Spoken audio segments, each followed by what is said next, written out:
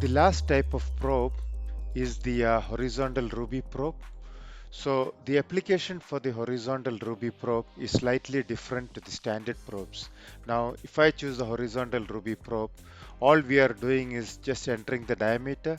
So it doesn't go with a combination of other probe tips. Now, where is this horizontal Ruby probe used? It's mainly used in applications like punch grinding, where we want to find the index position of a preformed blank, or you want to do the top and bottom digitizing to find the diameter for quality control purposes.